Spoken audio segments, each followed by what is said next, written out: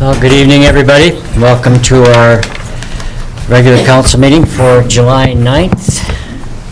So, council, call the meeting to order. I have a motion to adopt the minutes from June 23rd, the Cal meeting, special meeting, and regular meeting, please. Councillor Holmes and Peak, all in favor? Opposed? Carried. Thank you.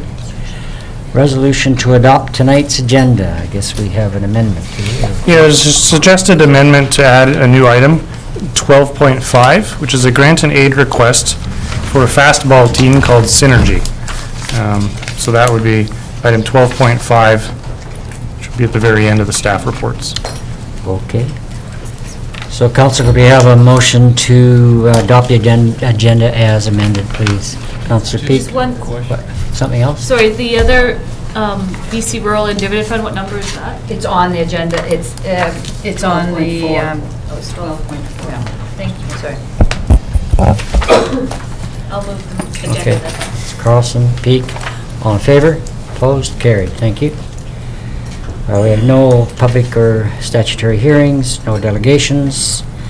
We're moving on to the opportunity for public comment.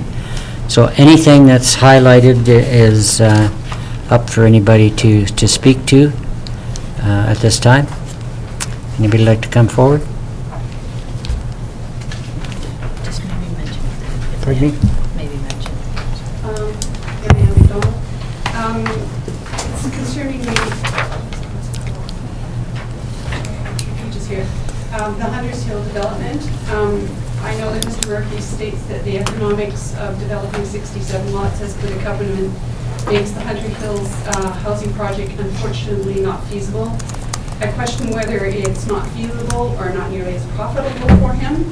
And did he not agree back in 2015 when there was a public hearing and he accepted the covenant of 67 lots at that time? So I have a concern. I have two concerns. Would like to know how many more lots the developer is seeking, and should the covenant change and more lots be made available, what is to prevent the developer from squeezing in more lots like the extra lot that the Lighthouse Landing development had? That's my comment on that. Thank you. Anybody else like to speak? So it's, the only opportunity is, yeah.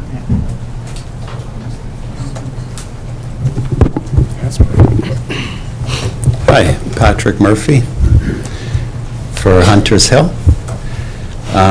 Appreciate the question there. We definitely did agree to that covenant, and it's the person is correct. We have spent 3 years trying to make it work, and we've spent 3 years designing and getting approvals to have a fully serviced, beautiful Lakeview development on our property.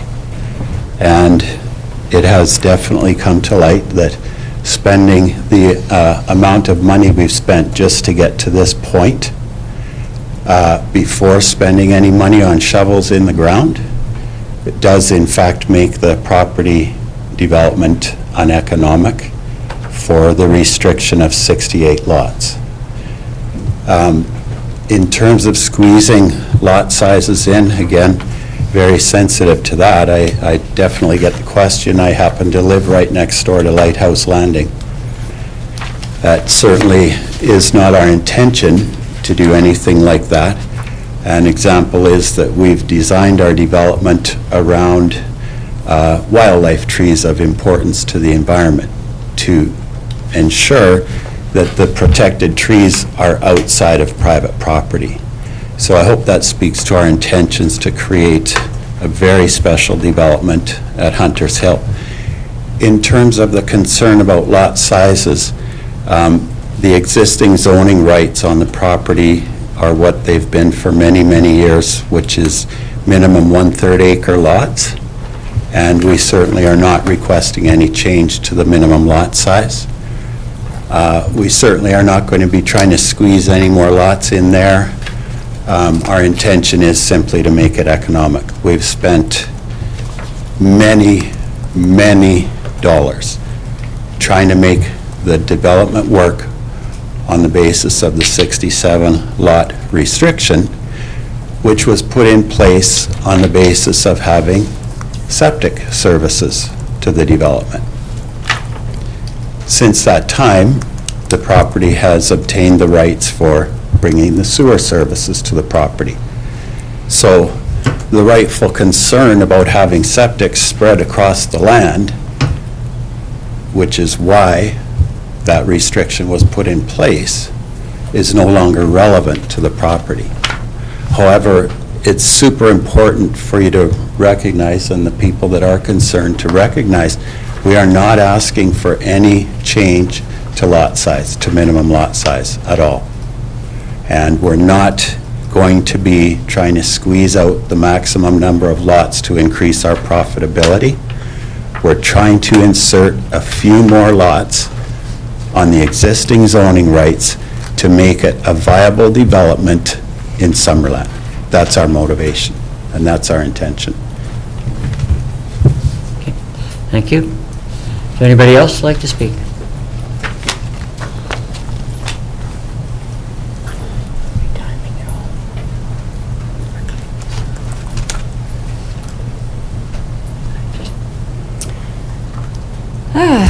Mayor Waterman and Council, here we are again.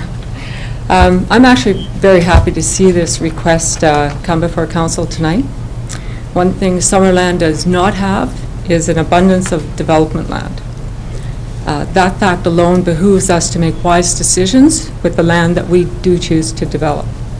I believe this request tonight to amend the restrictive covenant on the Hunters Hill property provides Council with an opportunity to make much better use of this land.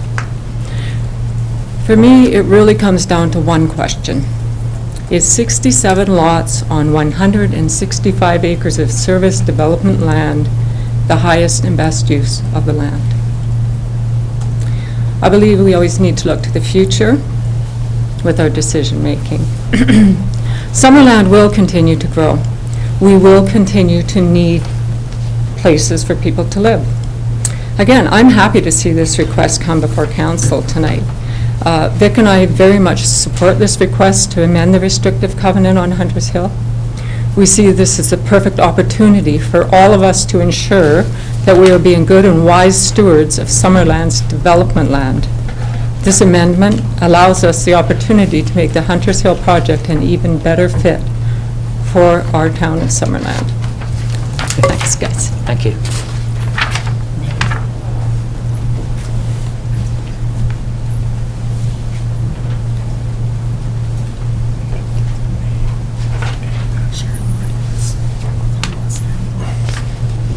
My name's Tom Jensen.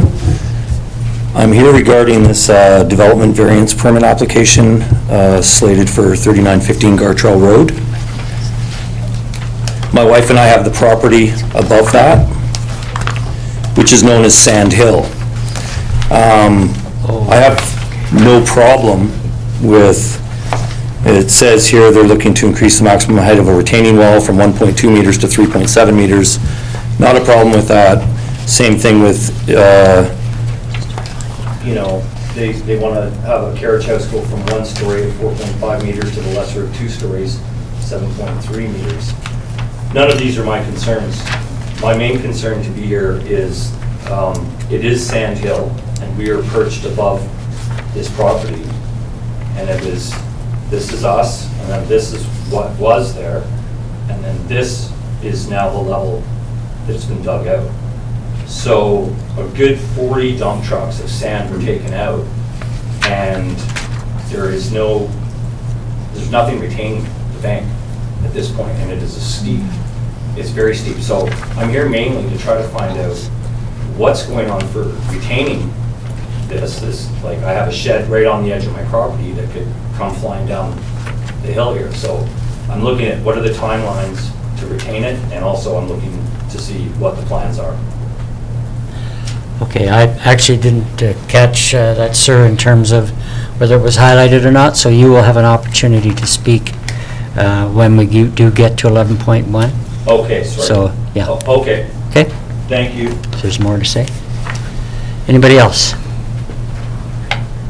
I'd like to 2 minutes on the yellow item. Sure, go ahead. Thank you. I might not take the The background I would like to indicate in this 2 minutes here or less, that the zoning has been in place for many years. There's an adopted neighborhood plan. We have the smart growth density clustering already approved, and the appropriate OCP designation is in place. The water system, the electrical, natural gas cable phone, road network, fire hydrants, street lights, and so many other details are all on track for the Hunters Hill housing project. And we've done all that work on the basis of our commitment to try to make it work on 67. And I have to say, it's going to sound harsh, but it's the truth. I believe that if we had had our permits in place in what I consider to be a reasonable time, we would be handing out keys to homes at Hunters Hill right now, instead of having this conversation. The process is slow. It's not that anybody's to blame. It's a difficult, arduous process to get all the reports done, all the work done, all the reviews done by the hardworking staff, which they've done a great job. It just takes so much time.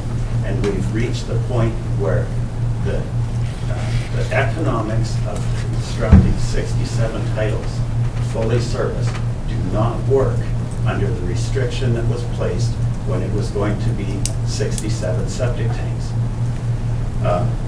Just to wrap this up real quick here. The background is that my brother and I are the sole owners of the land. There are no investors other than we each have one wife. But we live here, we do business here, and we are the developers here. This is a Summerland business you're talking to, who has spent 3 years trying to make a housing development in this town. And we're going to be coming to you with this request here later tonight, asking you to act on it tonight, please. Thank you. Thank you. Okay, anybody else? Okay, we'll move on. Moving on to my report.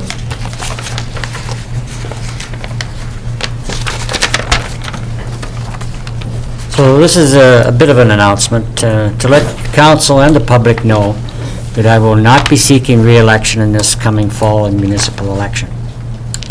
I've been heavily involved now for 13 years and participated in 4 municipal elections during that time. There are a lot of personal pursuits I'd like to be more involved in. The biggest is my 4 grandchildren, 2 of which have arrived during this last term. There's no relationship between the term and the grandchildren. It just happened, okay. And there's a few other things I would like to pursue. I have a history in some totally different endeavors that I would like to pursue. My time in municipal politics has been both very rewarding and challenging, with a reasonable dose of frustration thrown in, which is all part of the job. In the near future, I will go into some depth on the successes of this council and how much our choices have impacted the council and the community. The community. That's it. There you go. Well, Okay. thank you. Council, I don't have a CAO report tonight, other than the Director of Development Services will be starting employment here on July 16th, which is next Monday. It's Corey Gaines. She's coming to us from Peachland and before Peachland, Kelowna, and we're looking forward to her arrival. That's it. Okay. Be done by 7:20. Okay, moving on. Caught me unawares as well. Okay, moving into unfinished business. There's, just for information only, 9.1. We have a number of resolutions that were brought forward that were in the closed sessions that we've had. Do I need to read through? No, just, it's just appointments to committees as Okay. listed. Yeah, they're listed to various, appointments to various committees, and they're all in the literature that you have available to you. And moving on to correspondence, 10.1. Is there anything council would like to bring? I believe there's 2 pieces. Anybody like to bring anything forward? Seeing nothing? Okay, could we have a motion to receive, please? Counselor Peak, Counselor Holmes, all in favor? Opposed? Carried, thank you. Okay, committee and commission minutes, 10.2. Who's dealing with that? It's just Go ahead, just go ahead. Go ahead, Counselor Rose. Just a comment on it. I know that it comes up quite often when we talk about bringing forward minutes, and there's a motion in here, and it's highlighted and bolded and quite obviously out there, and I just want to make sure that if this does get received for information, we know what is going to happen with that, because it doesn't seem like a very positive set of minutes, and I just want to note that we should remember that, or look into it and see what we can do to make it look better, feel better, and be better for our community. Excuse me. So just a note on that, it's in relation to committees making recommendation and staff not bringing the resolutions forward for further action, and we're just in the process of accumulating all of the outstanding committee recommendations to ensure that the appropriate department heads are then bringing them forward. Those ones are development services related, and they will come forward as soon as the new development services director starts. It'll be a priority of hers to bring those forward. Okay, so there's more than what we see here then? There's more, well, yeah, Yeah. there are a number of other ones Yeah. outstanding Okay, from that committee. so can I have a motion to receive then, as they are? Counselor Holmes, Counselor Peak, thank you. All in favor? Opposed? Carried, thank you. Moving on to 11.1. Okay, council, I will Go ahead. review these, this one is a development variance application. As you note from the report, that Alex Condor was able to do these, 4 of these reports prior to his last day here. But this is for a development variance permit for increasing the maximum height of the retaining walls and also maximum height of a carriage house. You'll note with the carriage house that this increase is in relation to the amendments that we have recommended in the zoning bylaw amendment that needed to be put on hold because portions of it weren't in sync with the OBWB's policies. So it's in order to allow this at this point in time, a development variance permit would be required. It's pretty explanatory in your package. The second piece is the retaining walls on the sloping lot. And we have the report up with the same report as you have in your package. So unless this one's pretty straightforward unless there's questions. Okay. Would the proponent like to speak then? Come ahead if you like. Actually, you're not the proponent, are you? No. No. Okay, first of all, I need to ask if the proponent would like to speak. Yes? Yeah. Hi there, I'm Jessica Nemeth, 3915 Gartrell Road. We're applying to build a carriage house. We came in November when the wording of the bylaw was changed. And we've got everything ready. We're just waiting for the variance and the application for the permit to come through. In regard to Mr. Jensen's questions, we had the proper permits for moving the sand, and we've had a geotech say that the slope being right, the way that it's set right now, the geotech has approved it and everything is good there right now. In regards to the 2-story, the bottom is the shop, the top is the carriage house. All of that land adjacent to Mr. Jensen's property will be backfilled, so it will be at the level that it was previous to us moving all that dirt out of there. So it'll be the same as it was before. There won't be it won't be coming down at all. The bank that's there won't change. So that's hopefully that kind of answers your questions on that. Thank you. Yeah. So hence the height. Yeah, Okay. yeah, we wanted to increase the height to allow for the shop portion on the bottom and then the carriage house on the top. In the bylaw right now, we wouldn't have been able to have the both.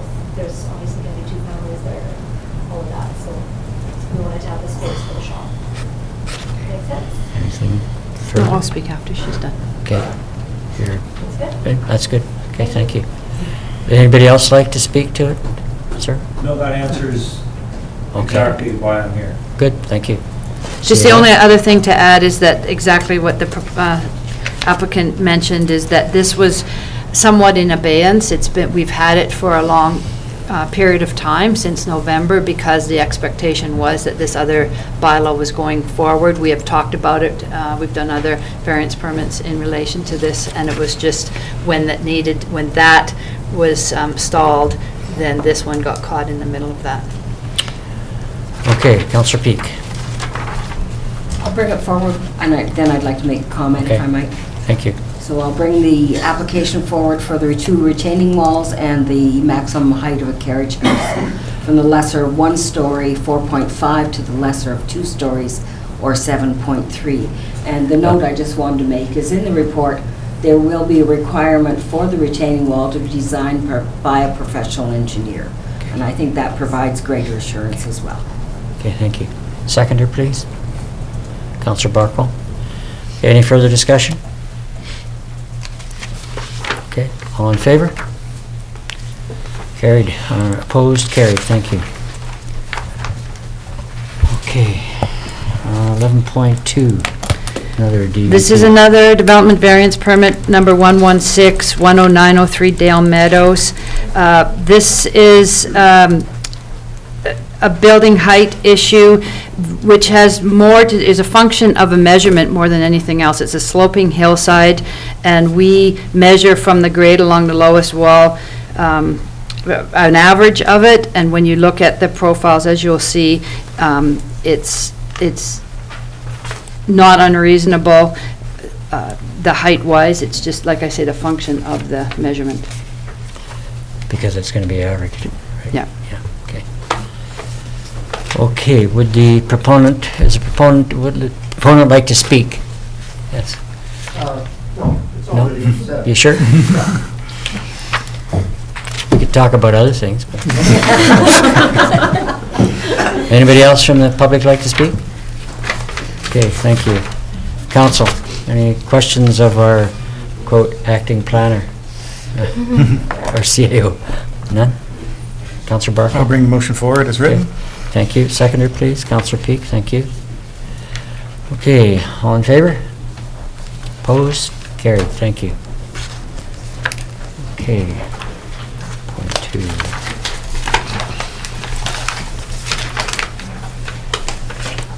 Okay, 11.3. This is a development permit. These are two development permits. Two development permits, each for 23411 Callan Road. One is a development permit within the high-hazard development area, and one is a environmentally sensitive development permit. Both, again, the report is very explanatory, because we knew that Alex would not be here today. The high hazard we have received the report from the geotech from Ecora. In addition, there's a note that the development will have to be adhere to the assessment requirements, and there'd be further involvement of the geotech during the process. The environmentally sensitive development permit, we've had extensive conversations with our shared environmental planner, and as you could see in the report, the applicants are aware that there is some other work that is required, and they'll either need to apply for a water course riparian development permit or apply to the province for a permit in accordance with Section 11 of the Water Sustainability Act when they proceed. Okay. Thank you, Council. Any questions of CAO? Okay, would someone like to bring that forward, then, please? Or is there any, go ahead. Councillor Holmes and Peak. Any further discussion? Okay, all in favor? Opposed? Carried. Thank you. 11.4. This is an environmental sensitive development permit for the Giants Head Mountain Park trail system. and it's long awaited. As you're aware, we went through an extensive environmental assessment in order to work, to move forward with this project, and now, as the report outlines, we require a DP, and the shared environmental planner also supports this application. Okay. Council, any questions? Councillor Peak? Yes, if I may, how is the environmental management plan monitored during the working time of creating the improved trail system?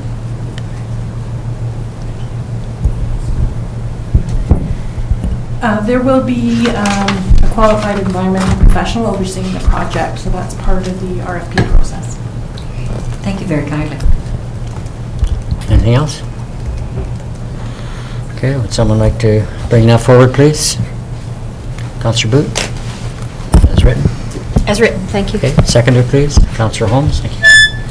Any further discussion?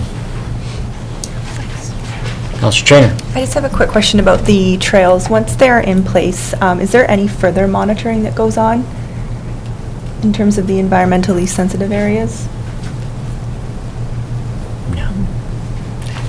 Not related to this No? application. I mean, I think that the district and through Recreation would determine whether or not we need to monitor it further, but Okay. not through this project. Right, okay. Okay. I think this is, moving things along in what's amounted to a major project that will see some fantastic results for the mountains, so that's great. Councillor Peak?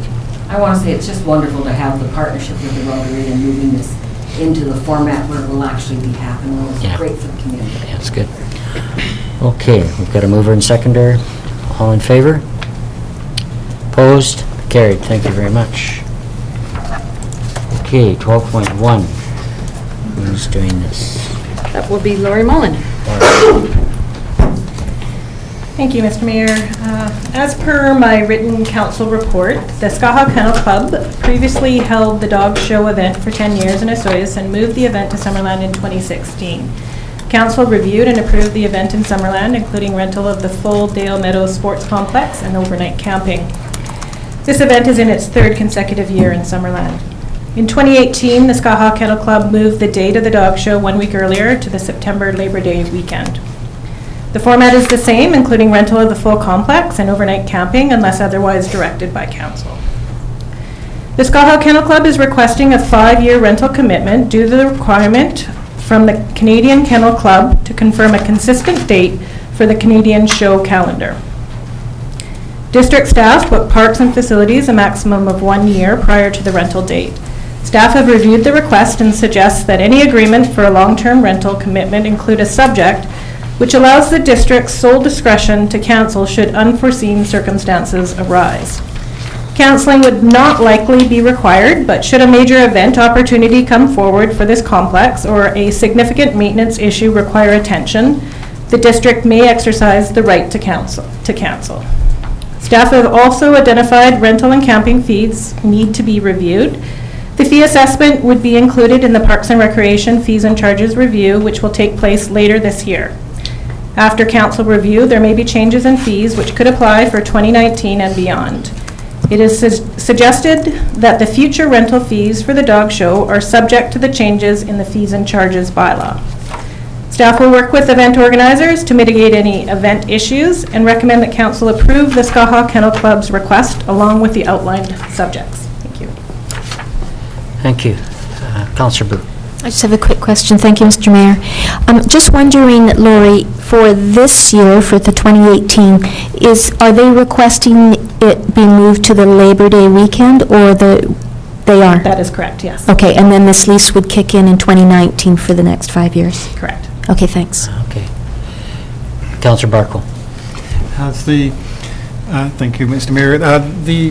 Have you discussed what the terms that you just spoke about, like sort of a force majeure clause with the Kennel Club? And that they're okay with that? That meets the requirements of the national organization? I did discuss with the event organizers that it may be challenging for council to commit for 5 years without any opportunity to look at unforeseen circumstances, and they did understand that. And said So that would be that okay. still meet their requirements? Good. Correct. And I think I want to add in there that if there's any question about this being a major event compared to other major events, it is a major event. It's a national event, and it was in Osoyoos, as we know, for quite a few years. But I guess they looked at their membership list and realized that most of the members are Penticton Summerland people.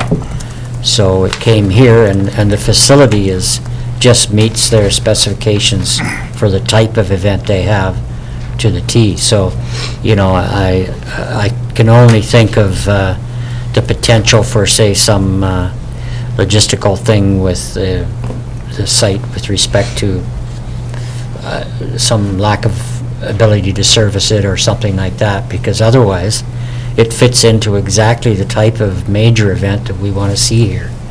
Because when I've talked to the people up there during the event, you know, their event stops about 4 o'clock in the afternoon, and they're on wine tours, they're on the train, et cetera, et cetera. So it fits really well with, you know, that kind of event being here, and the numbers there that are there make it an excellent deal. And of course, they have enough units staying there that it is a significant add-on for the community with respect to other places that are used in the community. So anyway, let's just throw that in for my 2 bits. I'll move the resolution as written. Thank you. Seconder, please. Councillor Carlson, thank you. Any further discussion? All in favor? Opposed? Carried, thank you. Okay. Okay. 12.2, Penticton Regional Airport Service Study. Okay, Council, just before I start this one, you'll note that I actually have an error in the report. I had received some inaccurate information when I wrote it. I do say in the body, note the town of Osoyoos has approved a $4,000 contribution, but indeed, they actually considered it and approved a $700 contribution. So that should be amended in the report. So you'll see that there's a request from the City of Penticton for financial support for the completion of a study, an air service study. I'm sure you read the information supplied by Peter Weber, the CAO in Penticton, and the accompanying report from SNC Lavalin. They are requesting $4,000, so the total study is $30,400. $10,000 is coming from Penticton, $4,000 has been committed from the regional district. They've asked each of the municipalities of Osoyoos, Oliver, Karamias, and Princeton for $4,000. So council, if council determines that they do want to support it to that amount or to another amount, we would recommend it would come from the Economic Development Fund. I will note, for me, it's always an interesting thing when there's funds provided by the regional district. It can't be overlooked that when the regional district agrees to contribute funds, there's funds from the Summerland taxpayers as well. And so you need to keep that in, so when there's $4,000 contributed from the regional district of Okanagan and Similkameen, $545 of that $4,000 is already coming from Summerland residents. So that should be part of your discussion, or included in your debate when you're thinking about it. And that is all I have to say. Councillor Carlson. I have a question. So if the $30,400 is not reached, if there's a shortfall of, say, $15,000, will the study go ahead, or is there a way that they're going to make up for that? That will be a consideration for Penticton Council to determine whether, I mean, it's their study. My guess is that they would find the funds from another source. Councillor Barkwell and Trainer and Peak. I have difficulty understanding how a report would enhance air service, the flights, increase the number of flights or anything to Penticton. I assume that in the free enterprise model we work in, that Air Canada through Rouge Airlines or whatever they call themselves now, and WestJet would provide the maximum number of flights that would earn the maximum number of dollars, and they're not going to put on any additional flights that don't make money just because we have a study. How does it help? So it's not uncommon for municipalities that have an airport to put business case scenarios forward to the airlines. In this particular case, they're trying to say to Air Canada, there actually is enough demand to use this different airplane, because as you saw from this, it's more about the type of aircraft that they're using. They're trying to reduce a number of cancellations. If they switch from the Dash 8 to the other airline, the likelihood of cancellations will be reduced. They need to sell that. It's the same, they did do that work with WestJet when they were trying to bring WestJet. I know that in the city of Castlegar, when they did extensive lobbying to to both WestJet when they were looking at expansions, they went on visits, marketing, and they needed the data behind them in order to do that. So this is about collecting the data to try to put a business case forward to Air Canada and WestJet. Councillor Traynor? Are you done? Well, yeah, sure, yeah. Okay. When the report is complete, do we get a copy of it at the time that Penticton does? We could request one. It would be public information, and I'm sure if we put money to it, we would. Okay. I just would like to see it if we do pass it at the same time that they get it. Yeah. Councillor Peak, then Boot. Thank you, Mr. Mayor.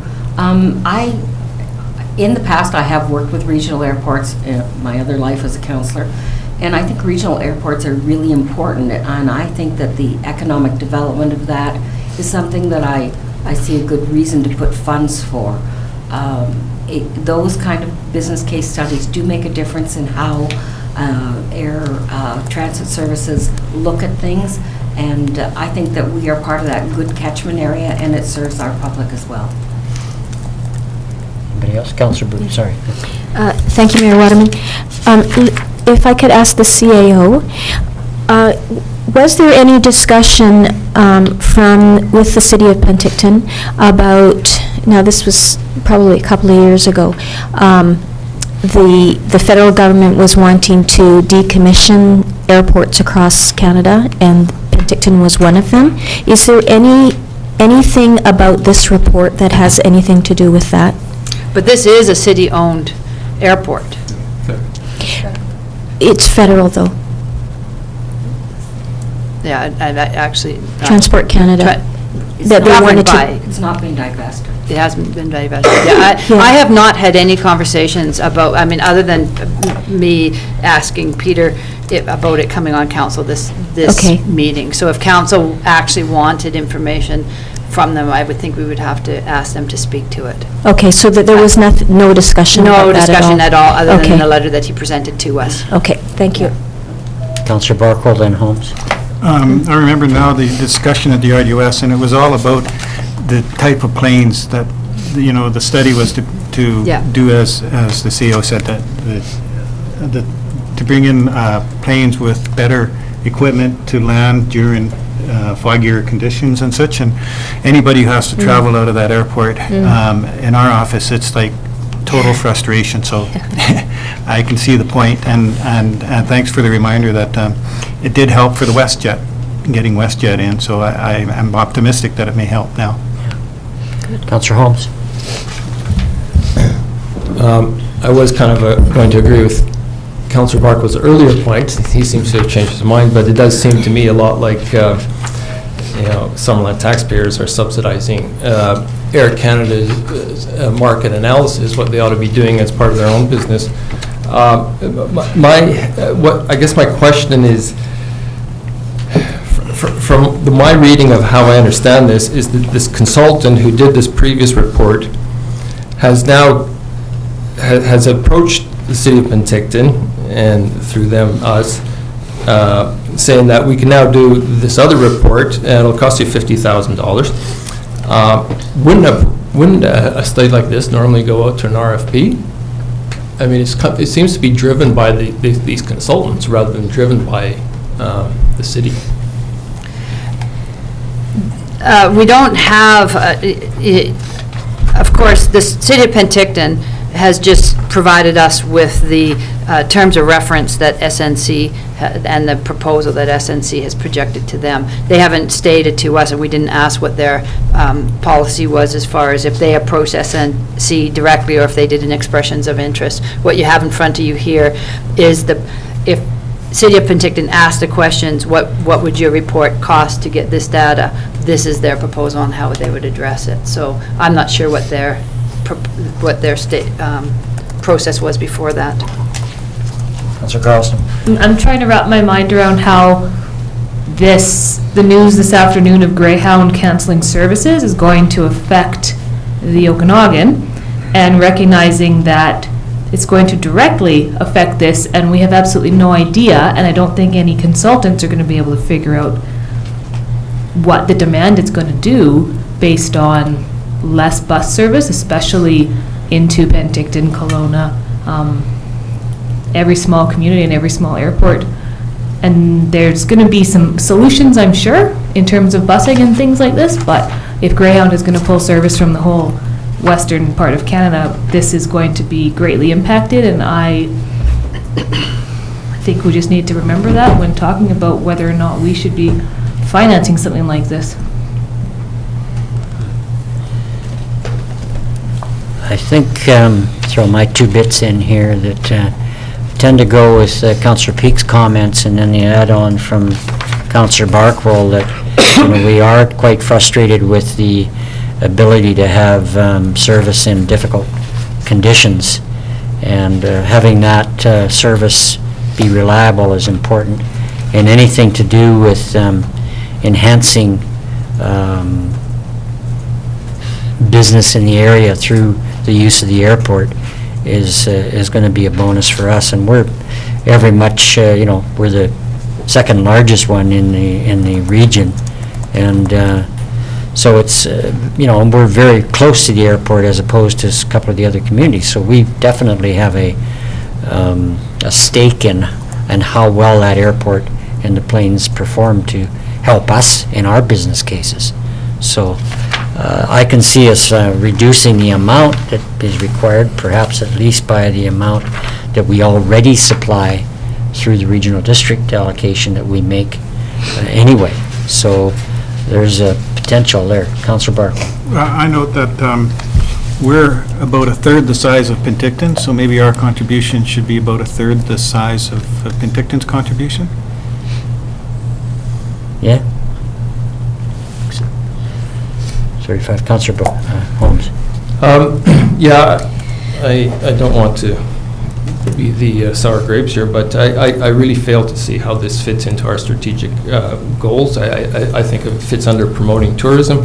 I thought we had that sourced out to the Chamber of Commerce, and so maybe they should be, footing this bill if they think that this fits in with the Chamber, within their tourist promotion goals.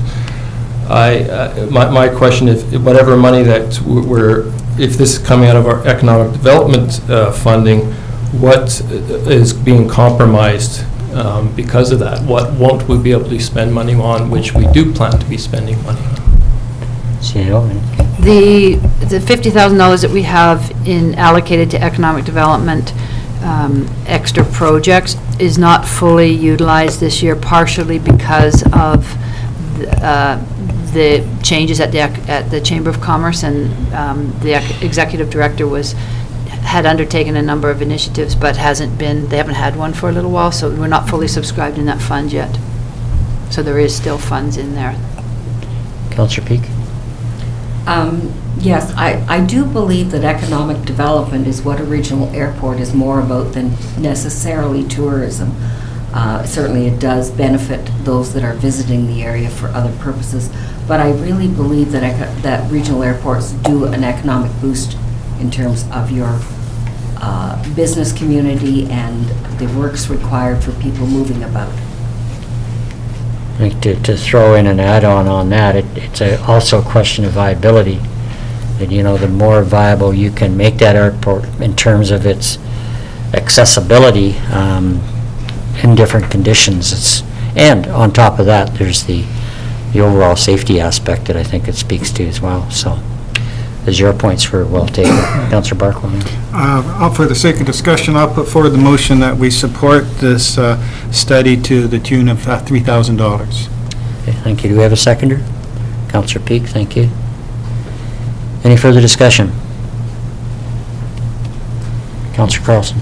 I don't think I can support letting this go forward at the time. I do think that the market is going to change dramatically this winter, and it would be premature to pay somebody a whole bunch of money to look at that, because I think we need to ask that question. Now that there's new information regarding transportation and access to the valley, I believe there are big questions to ask before even going down this road, because it might have to happen, but the scope of it might change and the questions we're asking might change. Maybe it needs to be a broader question of getting to the Okanagan, getting to Penticton by ground, by air, by whatever. Yeah, I think I'd argue with that a little bit, in that the ground transportation that may or may not be there with reduced bus service, that slack is likely to be taken up by perhaps a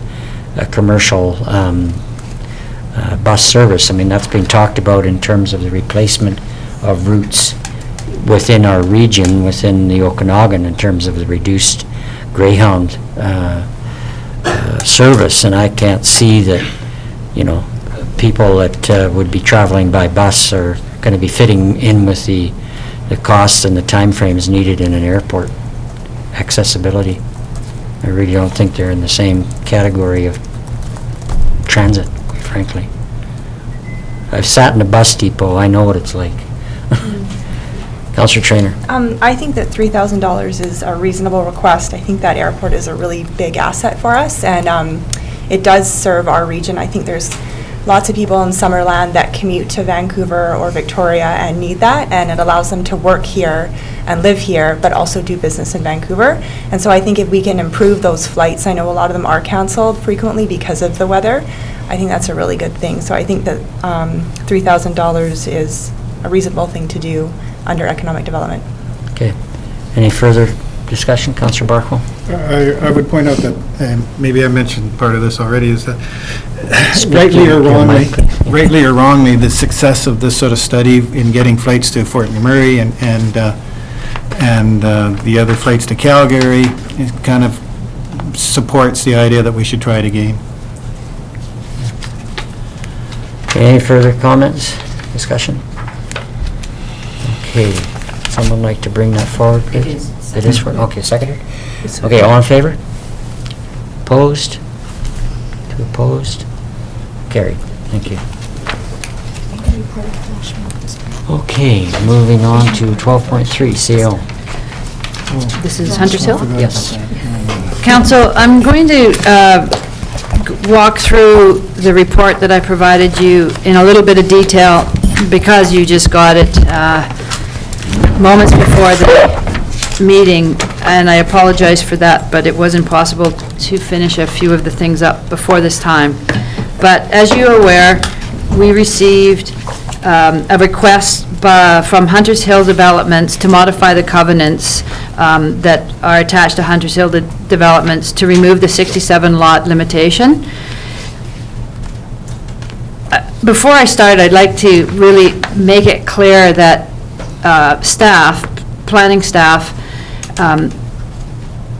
that was here before Alex left, and myself, understand that there's potential merit in increasing the density from a planning principle perspective, and perhaps a financial perspective for the district as well, and other potential reasons. And the things that I'm going to outline right now are concerns that we believe, staff believes, warrants further discussion and potentially process, but and that we haven't had time, because the request came to us very recently, to do a thorough analysis on those potential positive merits that may exist in doing this. So I do want to make that clear. So just because there's a lot of confusion over, or uncertainty in what's happened in the past, I'm just going to walk through three major points that have been raised and discussed. First of all is, as I said, we've had this request for a very short period of time, and there hasn't been enough time to circulate the request to any of the other departments in the municipality. So there is an uncertainty on whether or not the standards for the roads or the impact on the infrastructure that was designed. I'm not necessarily thinking that there is. I've had preliminary discussions with operations staff that tells me that we need to look at what the impact might be on those infrastructure and whether or not they were designed with a maximum of 69 lots and traffic studies, et cetera. So it just simply hasn't been done. There has been no review by operations staff on the request, or engineering staff. I haven't even talked to Mr. Johnson at all on it as well. The second piece, which is of fairly big concern to staff, is that I think it's important for staff to remind council that when a covenant is registered on a property, it's registered with a reason and a process that's behind it.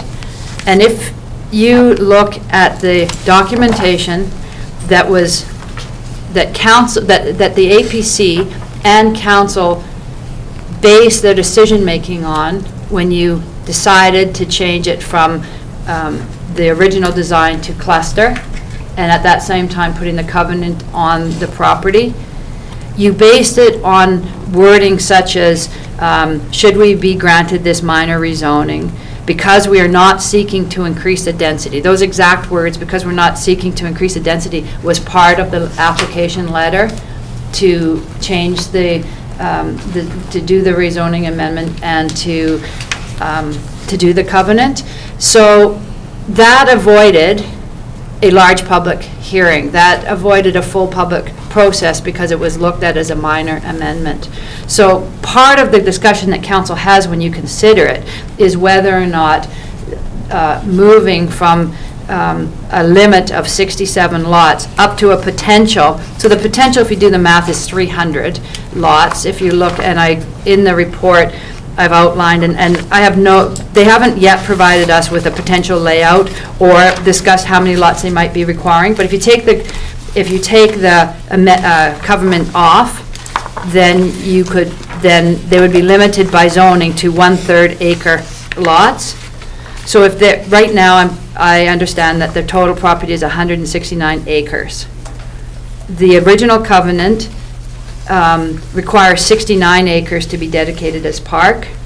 That would leave 100 acres available for development. The CR1 zoning amended for Hunters Hill allows for minimum lot sizes of 1/3 of an acre. So if it's 100 acres, that would be 300. So without having any other documentation from Hunters Hill on what their plan would be, you have to look at it as what the maximum would be allowable under the zoning. So that would be 300. So the discussion and debate that council will need to have is whether or not the increase from 67, or what level of participation from the public or other process would you need to see, or what you would be comfortable with going from 67 to a potential of 300. And it might be that you don't need any more process, or you might be that you want to put a restrictive covenant to another number. That number might be perfectly suitable for Hunters Hill too, but at this point in time, we don't know what that number is. So, and again, it's just a lack of time to do due diligence in getting this information. So I think the caution from staff there is that don't allow the process to be circumvented without at least a thorough discussion from council. And then the third point is really the official community plan. Mr. Murphy has has stated in his letter that it conforms with the OCP and the policies in the OCP, and I certainly largely agree with that. I don't feel that I have the expertise to, by any means, to thoroughly analyze it. The pieces that we have talked about, as we've noted in here, is that section 6.2 of the OCP states that areas outside the urban growth area will retain existing zoning rights. However, additional density or upzoning will be discouraged. And again, it's the word discouraged, not disallowed, but it is increased density if you take the covenant off. And so that, again, council will need to discuss whether this is relevant or it's not. The other one, 6.2.33, the first part is not relevant because there is sewer servicing, and that is a major change from the beginning and from the considerations, and will be a positive piece in looking at that potentially increasing the density. However, again, the OCP says an increase in density may be considered by council if the specified area is added to the urban growth area and municipal services are extended. So the second piece of that, municipal services extended, that's already met. The question for council will be is if that piece about that the specified area is added to the urban growth area is how you deal with that. And then it's section 6.2.35 outlines the parameters which you can consider changes to the urban growth strategy. This is an extremely difficult one because the other point is that it's the zoning. It is true that the zoning hasn't changed from CR1 for many years, but the actual lot size in CR1 is 1 hectare. In 2015, there was a site-specific amendment for Hunter's Hill to amend it to 1/3 of an acre. And that 1/3 of an acre was agreed upon because of the covenant. It was the overall, it was the same amount of lots as if it was a 1 hectare size lot. So, as I said, I think the main thing is that staff hasn't been able to do a thorough review and even make recommendations on how you might handle these or how, on what should be relevant and what's not. This is just strictly from an initial review. That's a lot of information for a short period of time, Yeah. but if you have questions, I will. Councillor Holmes? I agree with that Mr. Murphy's request has merit. I remember when we agreed with having the sewer put in, that Councillor Barkwell and I even suggested this, and I don't know why it wasn't really pursued at that time. That would have seemed to me as the right time to pursue this. And I understand why Mr. Murphy would like to move on this quickly. I also know that whereas in the private sector, quick decisions are important, in the public sector, it's the right decision that's important, and the two sometimes clash. And making the right decision requires following proper process, and certainly with the new Director of Development Services coming on, I would want her to be able to look at this. And I understand what our CIO is telling us, and I agree with that approach. Yeah, I would like to, I don't think you have an opportunity, Mr. Murphy, but I think just, I was told I would have. oh, is that right? No, that was at the beginning when Oh. you spoke in the 2 2 minutes. minutes. I was told I would be giving an explanation prior to the conversation by council.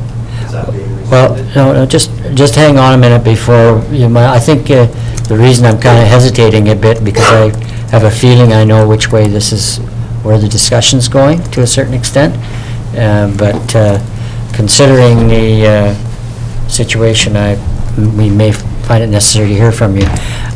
I think I have a particularly long history with this particular development, and I think seeing what Councillor Holmes just said, I think he's correct that it needs to be examined, and I think when you have a sewer in place like this, and of course I was one of the ones that sort of fought against a sewer going through ag land at the time, but it became clear that it was a forced sewer line which precludes others from entering the system.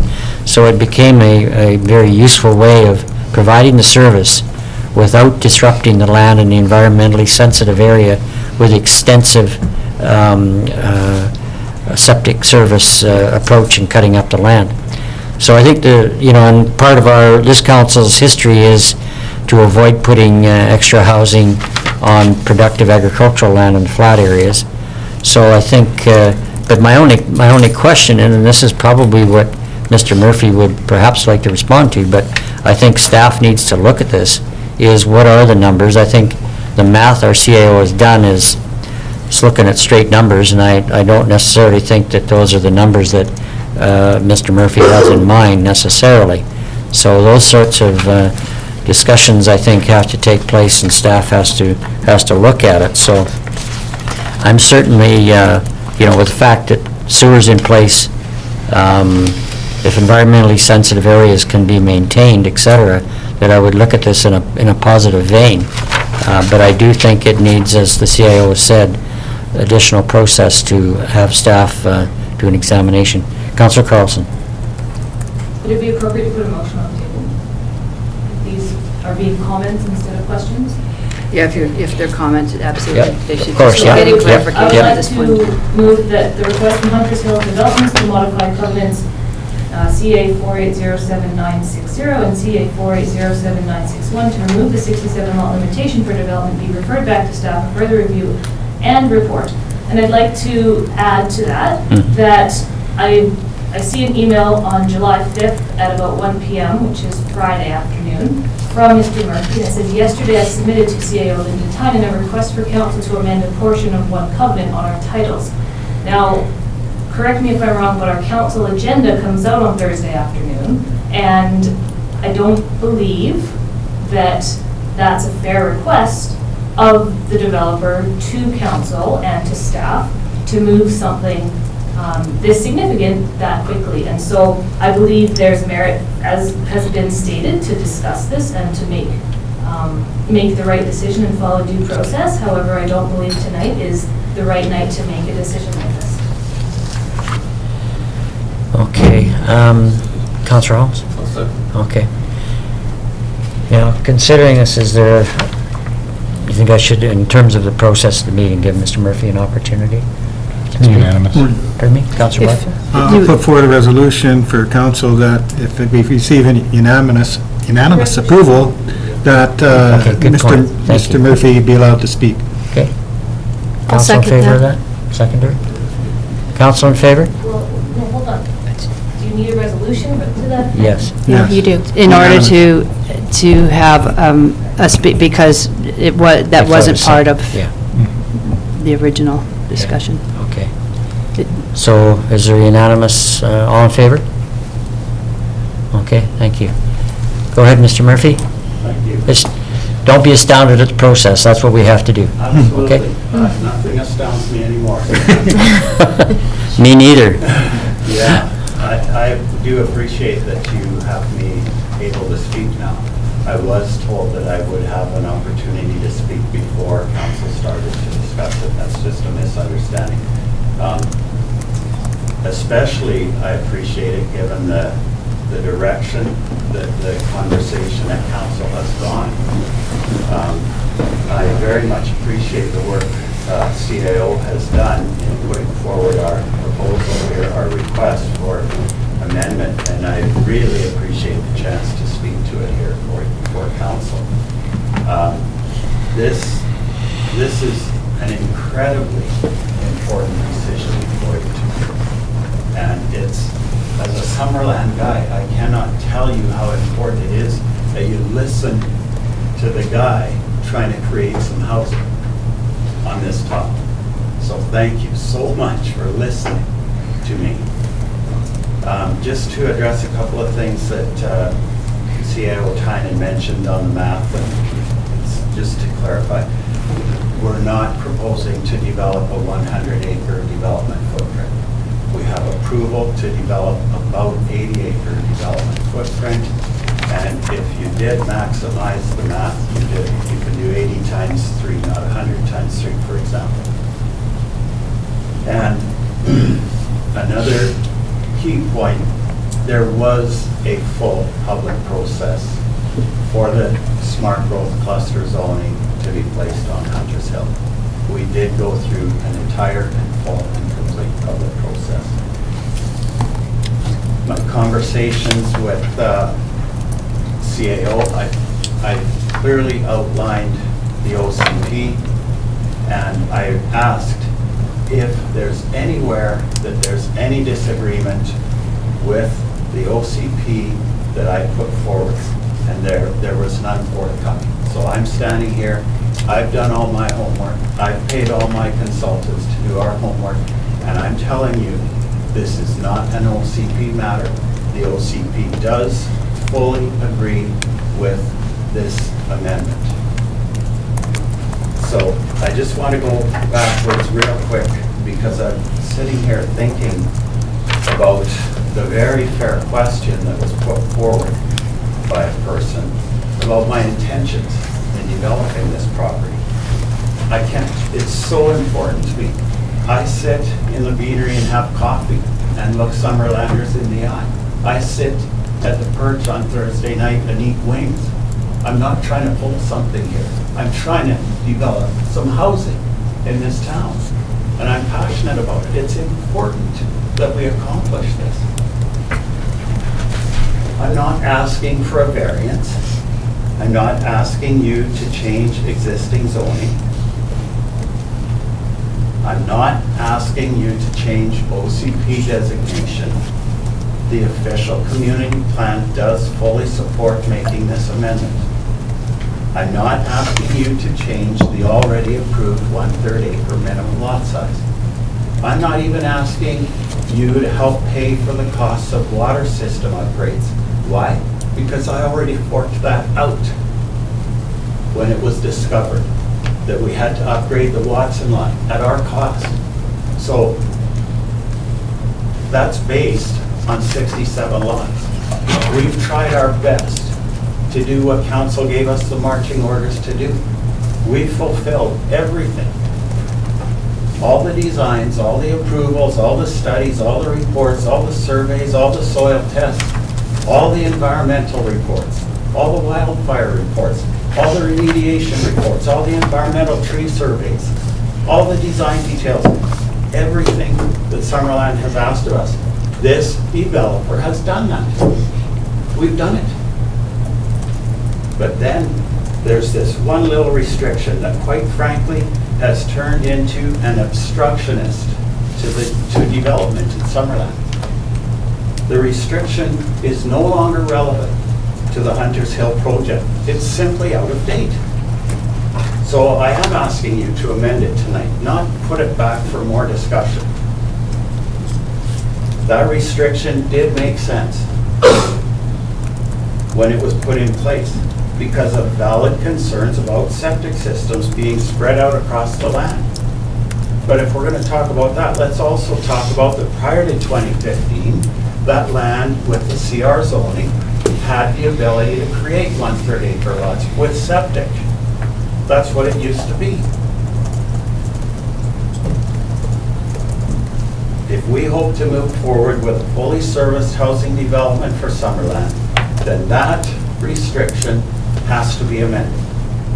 Septic systems are not part of Hunters Hill now. Sewer services are part of Hunters Hill now. So there's no need to retain that old restriction based on the use of septic systems. I'm paying to bring sewer. I'm paying to upgrade the water infrastructure. I'm upgrading the road. Hunters Hill is going to be a fully serviced subdivision.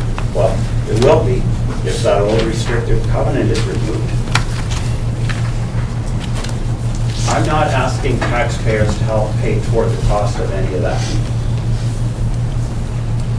We could have 67 homeowners up there paying taxes into this district.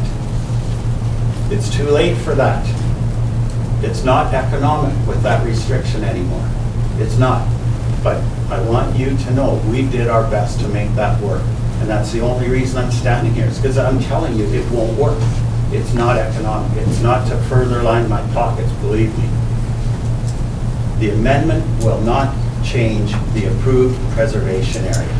The 85 acres of land that we will be donated is part of the community amenity that the district will receive from my land. There's no need to decrease the preservation area, and there's no need to increase the size of the approved development footprint. The project will readily accommodate more lots in the space already approved for the development. I would just say, you know, when we talk about 300 lots being possible, just think about what the process would be if I was standing here for 300 lots. Number one, it would be an OCP amendment. Number two, it would be a rezoning amendment. But let's just say I'm asking for 300 more lots. What would the process be? I would draw up designs, then I would submit them to Public Works for approval. And it's no different if I ask you to remove this restriction to 67. I'm going to figure out how many lots we need to put in there in a good manner that will make the project economic. And then we will submit it to Public Works, and we will go through the whole process. There's no reason for this council to delay supporting a developer. I've given it my all.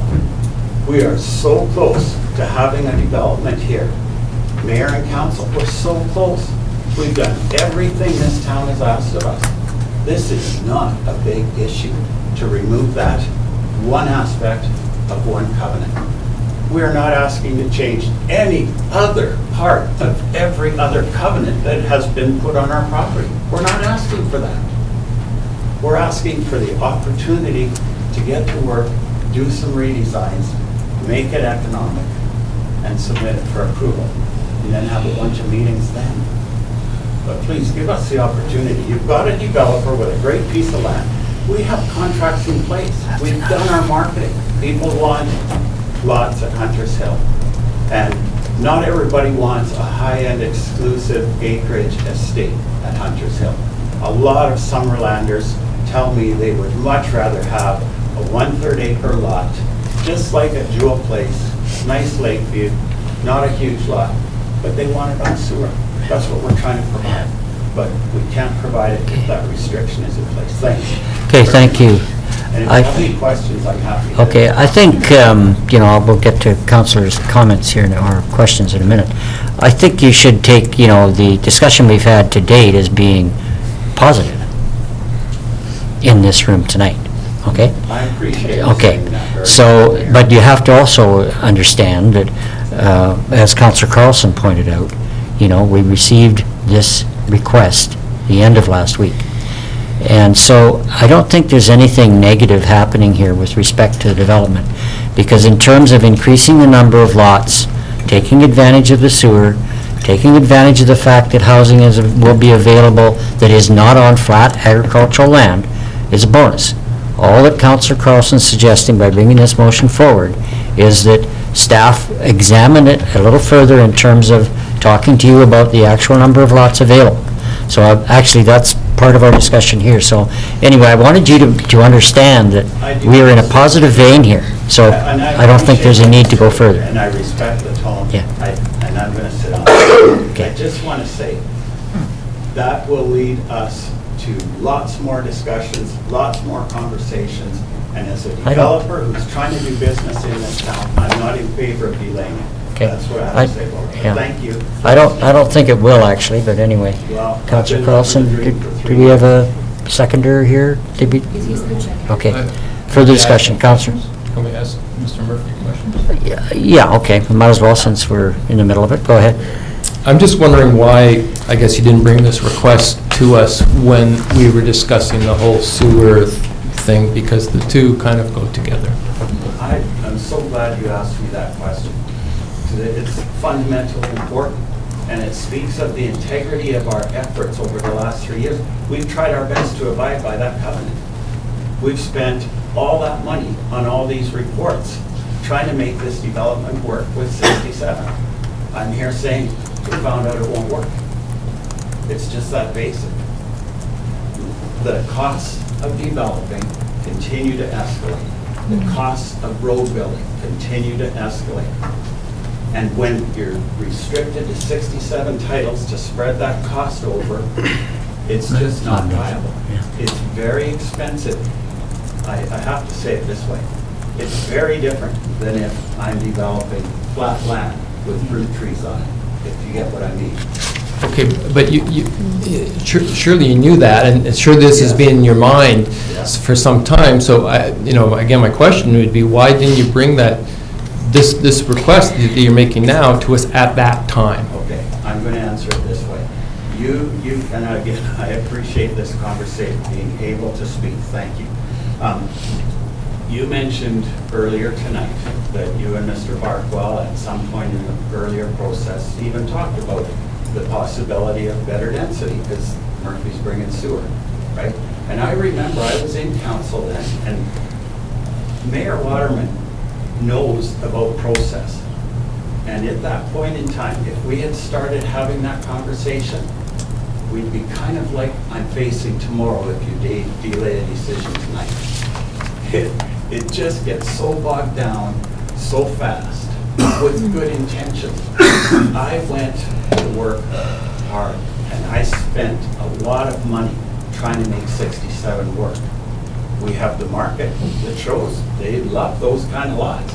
We had lots of interest from the Lower Mainland, people who want to spend to buy a country acreage estate and build a big mansion up there. But we also had lots of comments from locals who are saying, gee, can't you make something with the price a little lower? And ultimately, the answer I can give you is, I tried my best for 67. I hope this town believes that, because that's what I did. Okay, thank you. Councillor Boot, and then Councillor Barkwell. I have Is this a question or just discussion? No, these are questions. I have a few questions to direct to Mr. Murphy, Go ahead. and then I have some about process Go ahead. for the CAO. Mr. Murphy, thank you for your impassioned presentation. What watering system are you on? That's the Trout Creek. So it's not the Garnet Valley system? Okay. Thank you. And then, when you were talking about the work that you've done on the engineered roads, the fire hydrants, the light standards, all of that work that's been done already, and given that the lots that are already larger than a third of an acre, those are the ones that you're looking at dividing? Yes, potentially anyways. Then won't the, I mean, I understand that there needs to be more engineering done, but as far as the roadways go, won't those primarily be driveways, shared or otherwise? Yeah, it truly will depend on what our experts will come up with for a design. And there's so many moving parts to how you will implement the non-limited to 67 lots. I can give an example to council. There's an area at Hunter's Hill that it's nice, it's secluded, it's a little area that offers a pretty good lake view, not as killer as some of the other areas. Very private. It's at the end of a road we've designed. So the road has the sewer line designed in it. It has the underground electrical services designed in it. It has the natural gas, the cable, the phone, all designed to go service those 3 titles on about a 6-acre development footprint. So let's do the math on that. If you say 6 acres times 3. Sorry, the 6 acres, is that currently just one lot? We have it designed to be 3. Oh, 3, okay. So all those services have to get paid for by those 3 buyers. So instead of that, we would look at it and ask our engineers, gee, here's a 6-acre pod within the development footprint. What kind of changes do we have to make to get, what's 6 times 3, 18 titles there? And they're going to say, Murphy, there's no way you can get 18 titles there. It just doesn't work because of the geography and the topography and the terrain. So I'm going to say, well, about how many could we get there? I know we can get more than 3 that's already drafted. And they're going to say, Realistically, between 6 and 8. I'm going to say, okay, so now the revenue that we would have gotten from those 3 comes from 6 or 8, and the costs can go down.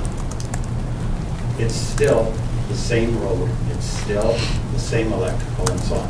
But those details have to get sorted and drafted by professionals. I'm not the guy to say that. And then once we have those details designed, we submit for proper process at the district approval. That's what the district needs to look at, not whether or not to remove the covenant, amend the title. Okay, I have another question, and it's related to the restrictive covenant. Right now, it's at 67 lots. Once if this, whenever this happens to go through to your engineers, if they determine that, I'll just pull out a number here, that there's room there for 100 lots, say, would you be open to having a restrictive covenant limiting it to, for example, 100 lots? That's a great question, and my answer is this. I think I've displayed I'm open to working with council and staff for the last 3 years. Okay. I don't think I would stand here and say I'm against anything, except don't delay making a decision. That's all. So, thank you. I have a few questions on process now. Okay, go ahead. Thank you, Mr. Murphy. I have 2 questions on process.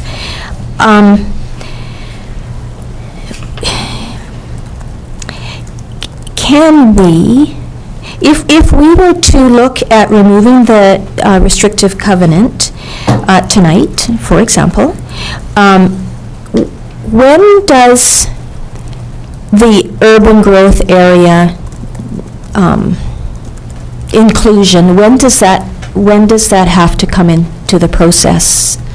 I think that's the part that is the point, is that the urban growth area that's part of the OCP. Yes. So Mr. Murphy stated that he asked staff whether or not to show him where there was areas of the OCP that would require amendment in order to be, and I had Mr. Condor send Mr. Murphy an email outlining the ones that I spoke about today. Right. So those, theoretically, to follow proper process would be either to discuss as, to do a greater deep dive to see whether or not in actual fact there's anything, proper ways of not making the amendments, or, I mean, I read the excerpts out of the OCP about the urban growth area. It states in there that if, I told you the policy, so that theoretically, those should be amended prior to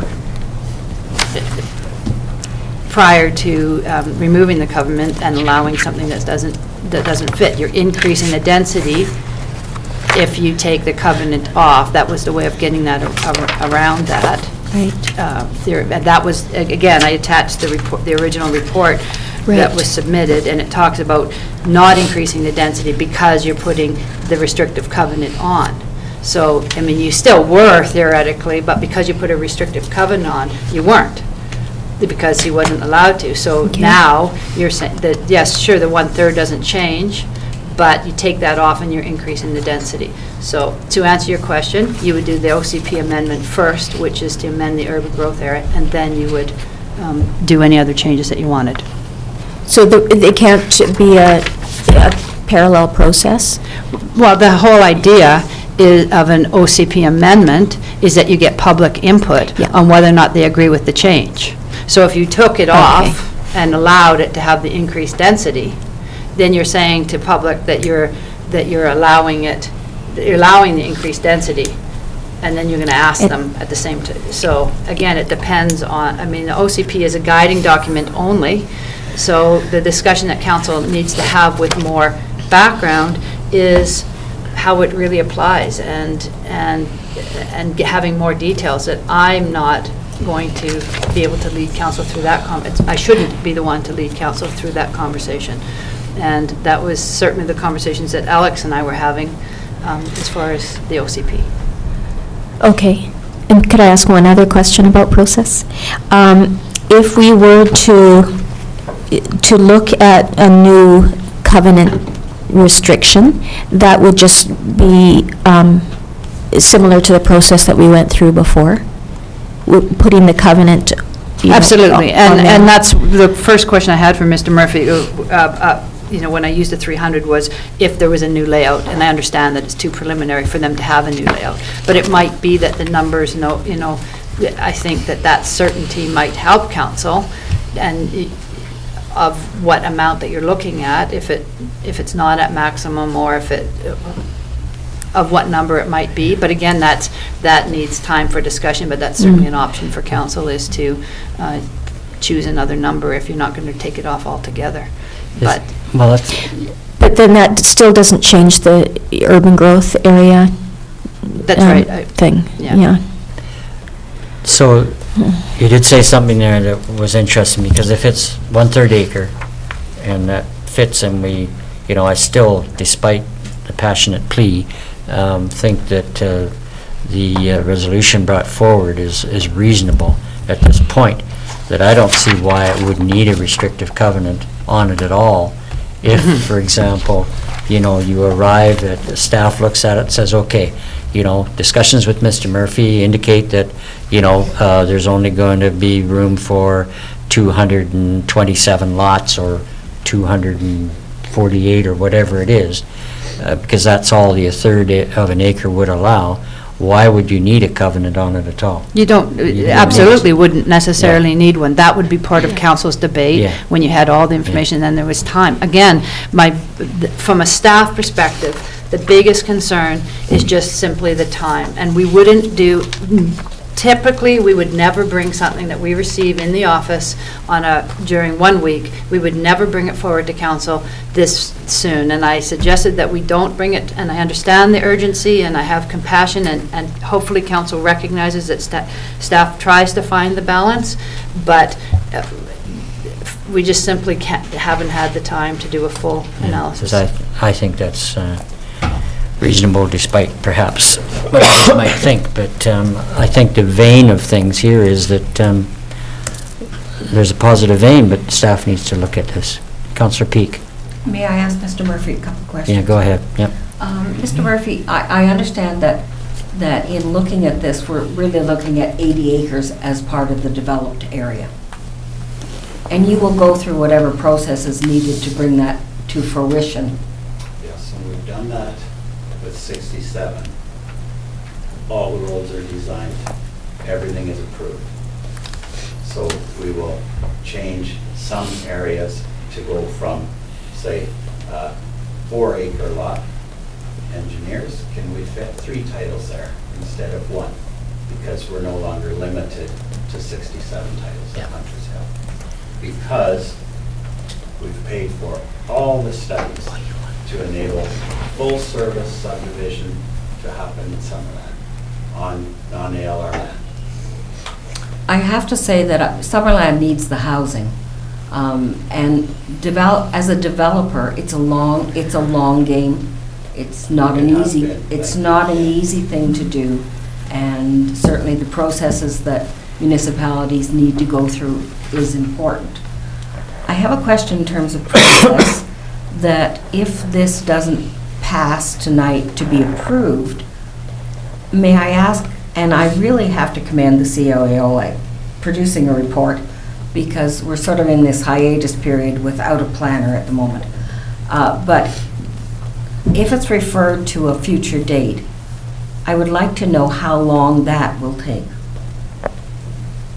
We certainly can, you know, upon council direction, make it a priority. I mean, it's a fairly straightforward one, I mean, the reason that I'm requesting the additional time with the planner is for the planning perspective and the thorough, so, I mean, theoretically, it could come back next council meeting, and that would be my expectation. The new Development Services Director needs to be able to thoroughly, to explain to council the impact of these these points that I've made, and alternatives to, and pros and cons against, pros and cons for and against them. So I would suggest that I would bring it back, or she would bring it back next council meeting for your robust conversation. You would also then have the opportunity to have a report more, again, for council to receive a report of this magnitude 1 minute before the council meeting, and to expect to digest it is almost impossible. You need the regular time of an agenda to be able to read it, to be able to make informed decisions. But we could commit to having it forward to the next council meeting. Sounds reasonable. I would certainly appreciate that opportunity. Councillor Barco? Yeah, a comment first. I can understand why Mr. Murphy hasn't necessarily come forward with changes before this, because I think he had a vision for this property, and that involves having some really spectacular large lots and things, and that just isn't going to work for him. But and I'll also say that it's pretty obvious that this development is really important to the community and to the council. My question is, is it possible, without spending a whole pile of money on engineering, to come to our planner, who starts next Monday, and then the council meeting is a week after that, with a plan that says, okay, we want X number of lots. I mean, to say carte blanche, we're going to lift the covenant and give a potential of up to 240 lots makes everybody uncomfortable, especially when it came in on Friday and this is Monday. You appreciate that part of things too. I truly do, Mr. Barkwell. I genuinely do. I mean, what can I say? But here's what I say. It's so straightforward. It is a non-issue. So my question is, what is the fear if we do 300 lots? Is that awful? No. We're not going to. But what is the concern? I think to reply, there's no fear. There's just a reasonable expectation that staff have a look at it. And I think the timelines that... We will have a look at it. Okay. We will submit Okay. drawings, but to answer Mr. Barkwell's question, frankly, honestly, I have been through this theoretically and so on, that as the CAO used that word, I'm done. I've done my best here. I tried my best to make 67 work. I've come here, I wanted to outline to you very clearly the importance to the project. I wanted you to know the project is finished as we stand here. It is not moving forward. For it to move forward, I'm asking this council to make a decision this night that will enable me to then go to my meeting at my engineering firm tomorrow morning with the good news. We're back in business, as opposed to, it's more delay, guys. That's what I'm asking council to do tonight. Councillor Holmes. I just think you have to, I don't think it's fair to come to council on a Friday and expect a decision on a Monday. I really just don't think that's fair. And that expectation, I don't know why you would have that expectation, Patrick. And let me finish. And I also think it would be irresponsible of us to make a decision without hearing what staff have to say. That's the difficulty we have, and I ask you to appreciate my difficulty with your request, and that's what it is. It's not that we don't agree with what you're saying, and that are not supportive of it, but you have to appreciate both sides, right? And it's the same back to you, Mr. Holmes. Honestly, I do appreciate your position, but you have to appreciate mine. I've been at it for 3 years. Okay, I think we've had enough questions and responses from a proponent. I think we'll move ahead now. I think the timeline that the CAO has outlined is quite appropriate, and I think her words are that we'll be expediting this with understanding the frustrations that have occurred through the time frames, but also understanding that our new planner will have a good look at this, and I don't think it's unreasonable at all to have staff take a look at this and have it come back, and there's no reason why we can't deal with things expeditiously. So I just think that needs to be respected by the proponent, and I fully agree with Councillor Holmes and Councillor Barkle and others as how we've discussed this. So we've had the motion before us, and it's moved and seconded. Okay?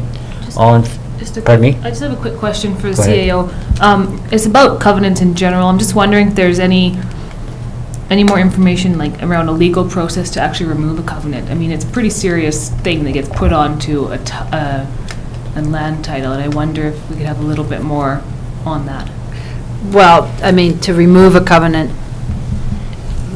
like the housekeeping part of removing a covenant, there's nothing to it. It's a legal process that is just sign the right paperwork, and modify or change or delete is just a legal process. So but it's the decision-making, and I think that it's very important for council to go back to the initial reports, which is attached to report, and review those and ensure, again, we were talking a lot about staff asking for more time, but I don't think that's really what it is. It's really making sure that you examine the information and the OCP, and making your own determination with the assistance of more details from the planner on whether or not it does require an OCP amendment or not. Thank you. Everybody ready? All in favor? Opposed? Carried. Thank you. Okay, moving on to rural dividend grant funding proposal, 12.4. Council, there's a report on your table regarding the rural dividend fifth intake, and it's way under there. I'll give it.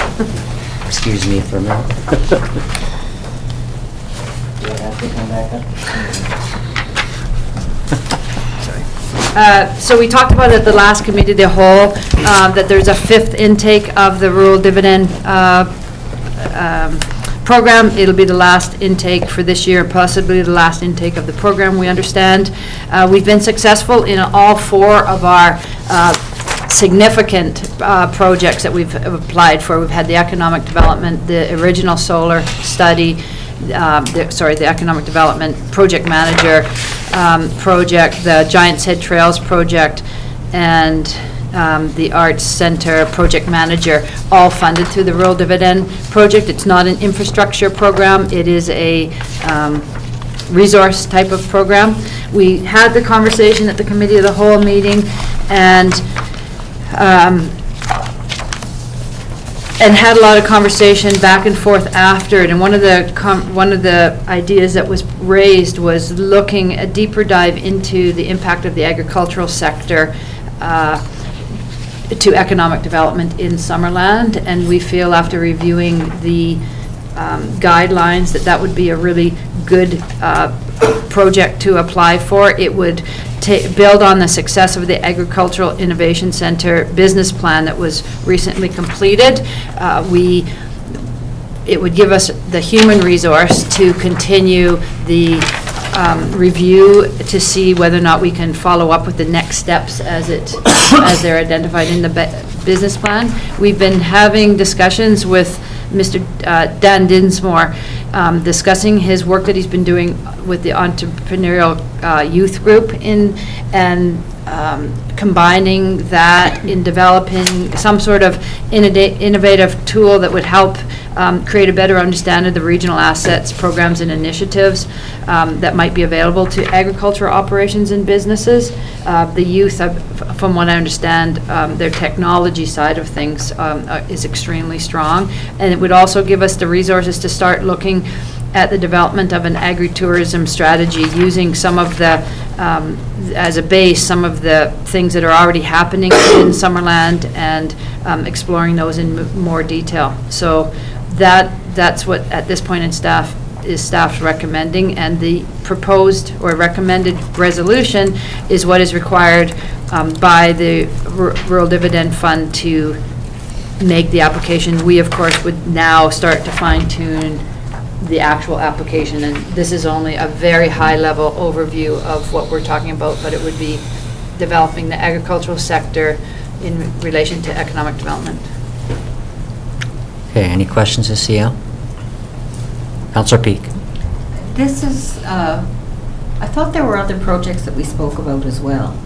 Am I confusing? No, there was we talked about a number of them, and it was left to us to make a recommendation, and that's what we're recommending. This is staff's recommendation after that discussion, but certainly, it's just that the deadline for the application is the end of July. Therefore, if council wants us to take another direction, we need that resolution at this meeting to get the application done. And this is the $100,000 rural dividend fund? Right. And it's only one intake this year? That's right. Sounds good. Counselor Boot? Another question of the CAO. Is the requirement when you're making an application for the 100,000 to have the 25% in-kind or financial? Yeah. A combination? Yes. So- And only 12,500 can be in kind. Okay. So in this particular case with the real dividend, for example, if it's a human resource that we bring in, because of course the economic development project manager, it will be finished at the end in another 2 months, so we'll no longer have that resource. And then, but we actually bill out on this, the use of the office space and the computer and those, so the things that we're providing in-house, so that there isn't actually a cost associated with having them here. So Right. that's what those contributions are for. 25% of it would be capital, and we would be keeping some of that. Again, some of the steps, a lot of this would be focused on those next steps of the Agriculture Innovation Center, because that are identified in the business plan. And if there is some capital that's required, or some traveling, or some meetings, that would be part of this as well. Okay. It wouldn't all be for human resources. Any of the expenses related to doing that research and discussions would be part of it. Okay, thanks. Any other questions to CL? Counselor Peak? Yeah, okay, so one of the opportunities would have been for some look at the Deer Ridge development. Is that correct under this? No, that's another, I'm mixing yeah. apple and oranges, which I have a little trouble with. Right, in the good point. So that same meeting, we were talking about applying to the Green Municipal Fund for expansion of the sewer to Deer Ridge.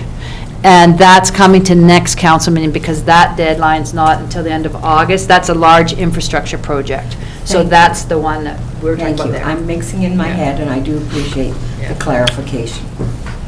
Okay, we good? Someone like to bring it I would forward? like to move that the District of Summerland Council authorize the submission of an application to the BC Rural Dividend Program for the strengthening of the agricultural sector in Summerland as a key sector initiative for economic development. And further, that council will provide support to this project throughout its duration. Seconder, please. Counselor Holmes, thank you. And I would just like to add to that you look at the words BC Rural Dividend Program, and then we look at strengthening agriculture in Summerland, and I think that all of those words match really well, and we're talking about something that is rural, and it is our community, and it's something that we should be putting the time and energy into developing. And I read the report and I get quite excited, and I see there's great potential, so I hope that this will be a successful application.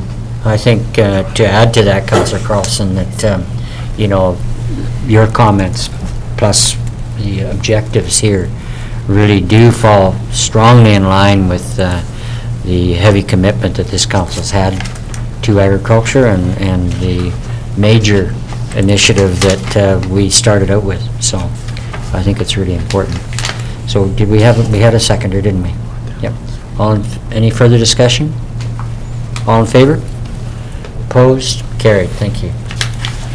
Okay, moving on to 12.5, the amendment, right? Yes. Oh, the late item? The grant. Late item. The late item, Angelique Wood, I think, are you speaking to that, or, yeah?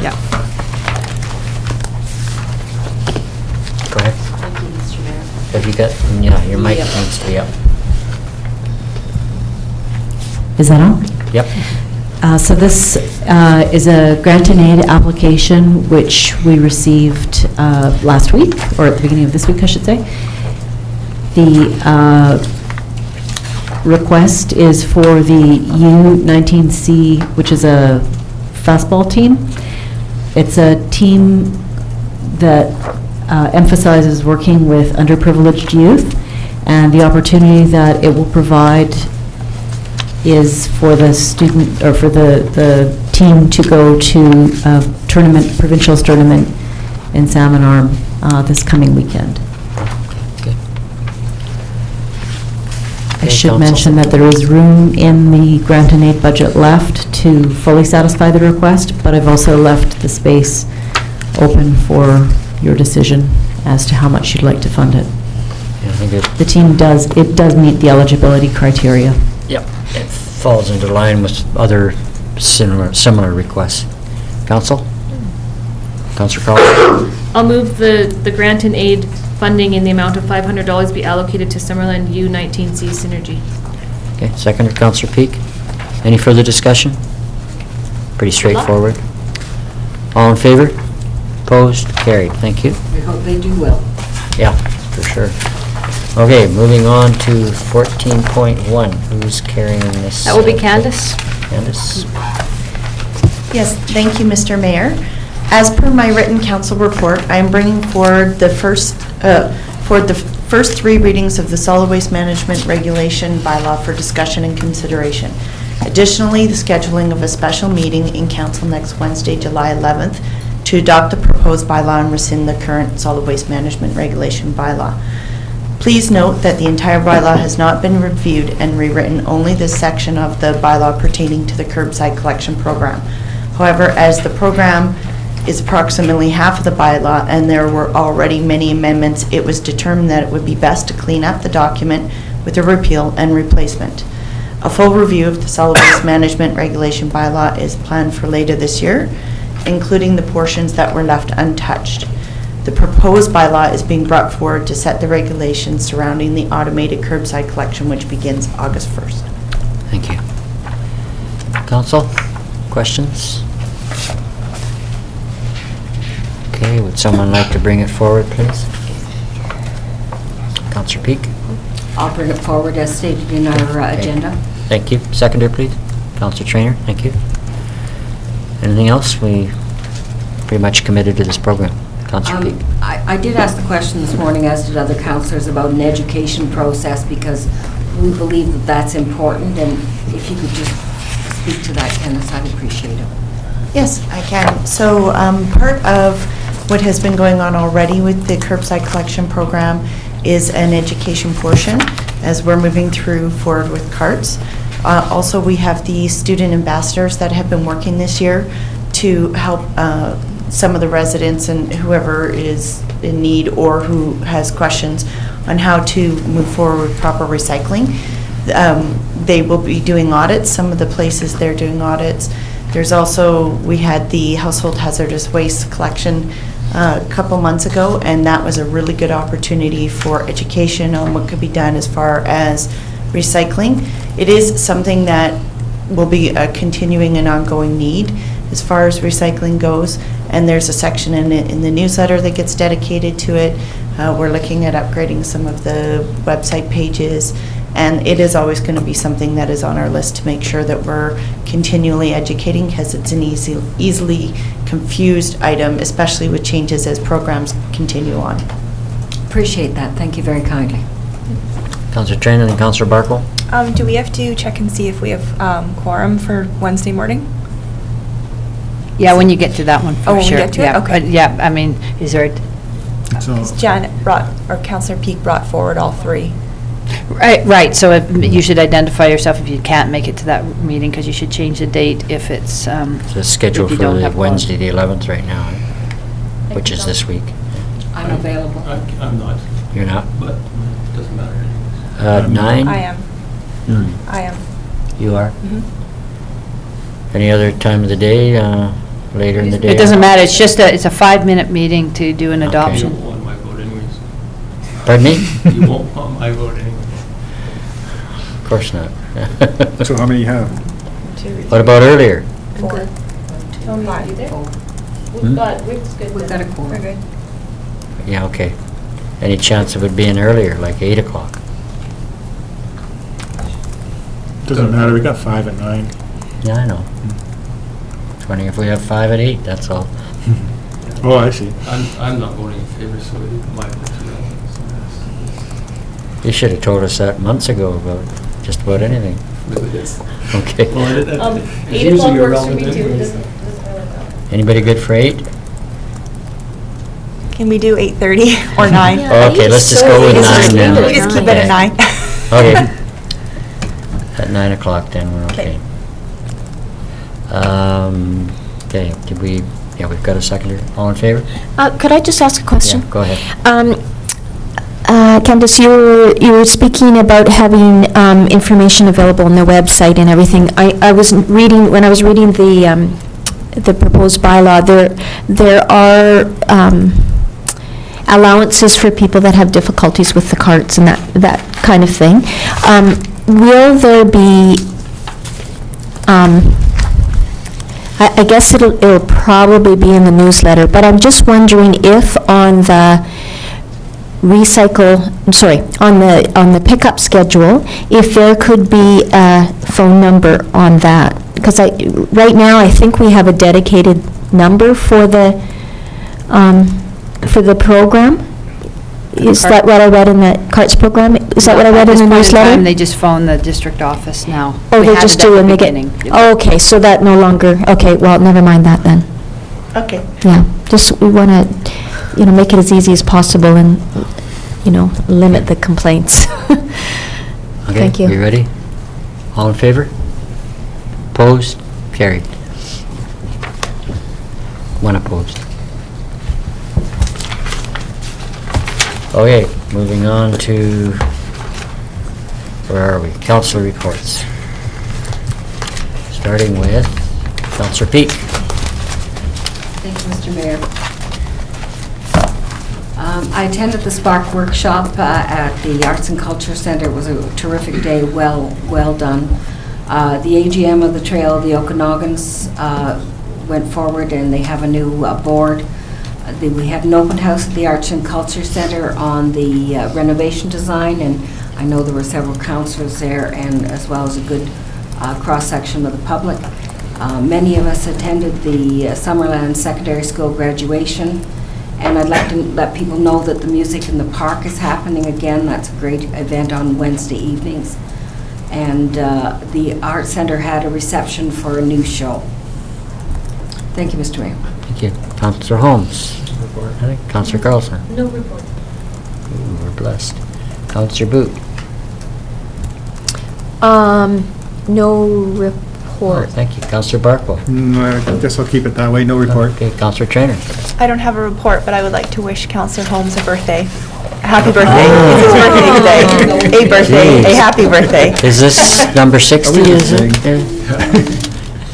Being postponed. For another 10 years? 60's being postponed? Table for 60's being tabled? Okay. Okay, any questions from the press, John? From the press? Yes. Yes. You mentioned that you have been involved with municipal politics for 13 years. That's correct. That's three-year terms as a councillor before your term as mayor. And you said that you had rewards and frustrations. Okay, no, it was, I'll skip the frustrations. What have been your rewards? they haven't been financial. That's for darn sure. No, actually, the count, I said it's been 4 elections, 13 years. For 3 years. 13 years. Well, 3 years I was not on council, Okay. but I was, if you recall, pretty intensely involved for those 3 years. So I consider myself consumed by the task for the last 13 years. So, yeah, the rewards, I think, working with the people. And I've enjoyed the boards I've been on very much, and certainly tried to move the community forward. Is there any particular achievements? I mean, I can think of some. Well, as I stated in my little bit there, I'll deal with some of that stuff later. Okay. Thank you. Okay, a motion for adjournment, please. Are we not going to have Oh, public comment? Right, sorry. Go ahead, Marty. If you can make it. Yeah.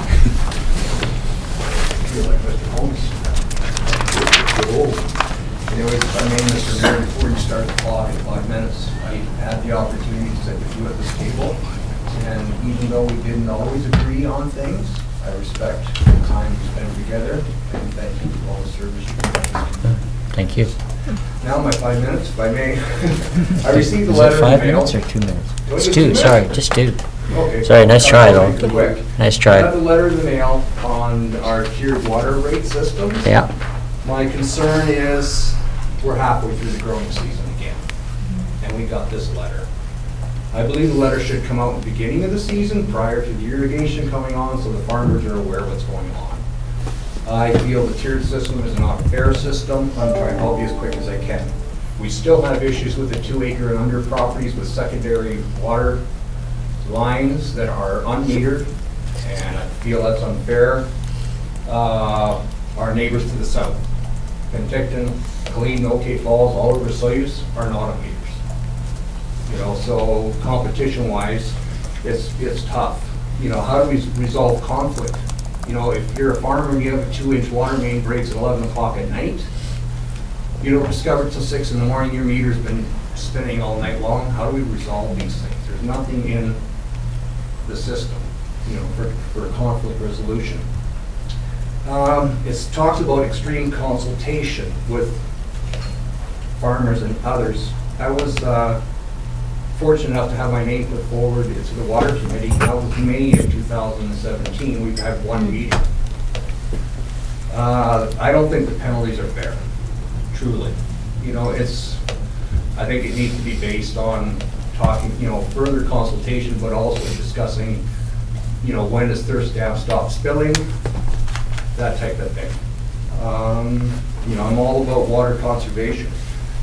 This is a renewable resource we have. It's our dam. We pay for it as taxpayers at Summerland with grant money, but also this is our water. And you want to penalize our farmers in Summerland, and the ones further south are not being penalized. They're not metered. They can use all the water they want. Anyways, you just talked about the rural dividend fund. Yeah. And is this strengthening agriculture by, you know, threatening farmers with these horrendous penalties? You know, anyways, I'll leave it at that. I know I only have 2 minutes. Thank you. Thank you, Marty. Anybody else? Can I just talk from here and say thank you for bringing forward the 400 bills thing to the CAO, because I didn't have a full report. I was looking for it somewhere, and I couldn't find it on the website. So thank you for bringing all the information up, and I'm glad council is doing this resource. I'm not opposed to the development, by the way. Thank you. Okay, got a motion for adjournment, please. Councillor Holmes, Councillor Carlson, thank you. All in favor? Thank you. We're done.